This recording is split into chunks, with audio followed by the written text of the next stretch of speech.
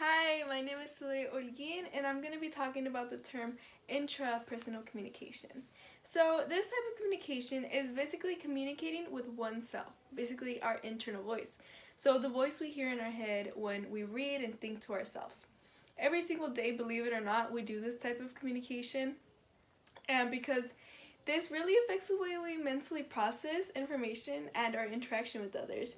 So like the way you handle situations, it really depends on yourself and your thoughts and decisions.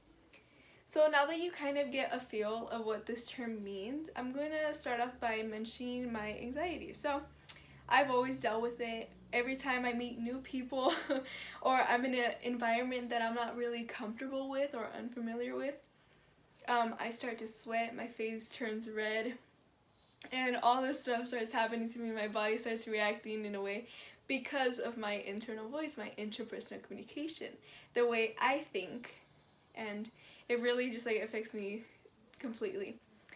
And I think any like mental issues that you have really is your intrapersonal communication, because like your thought process and whatnot. So like I'll give you another example. So if I were to go to like Starbucks per se, and I were to order a drink, from now on, once I'm in that line, I will start rehearsing what I want.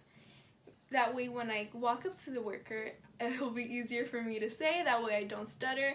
My body doesn't react how it would in an unfamiliar environment with a person I don't know.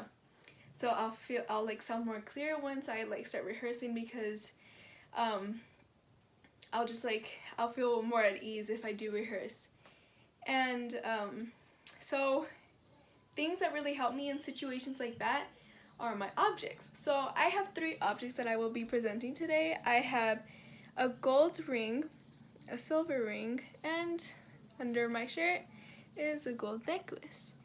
All of these were gifted to me by my grandmother. So the reason I mentioned these and why they have any significance to interpersonal communication is these rings really calm me, because it's kind of like my fidgets, and it's kind of like a sign to me that I'm going to be okay, and I'm just overreacting. It's just a reaction of unfamiliarity, and I'm not used to my environment.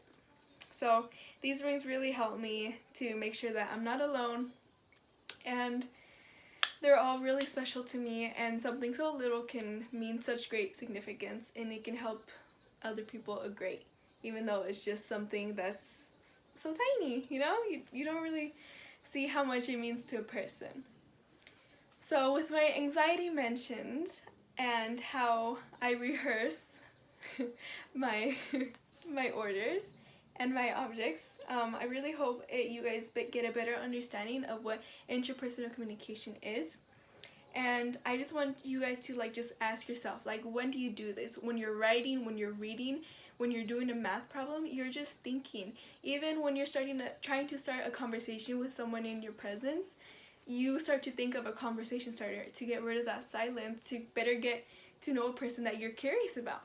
All of that is interpersonal communication, which I think is pretty interesting, because I didn't even know there was a term for that. So yeah, I really hope you guys enjoyed this presentation, and thank you.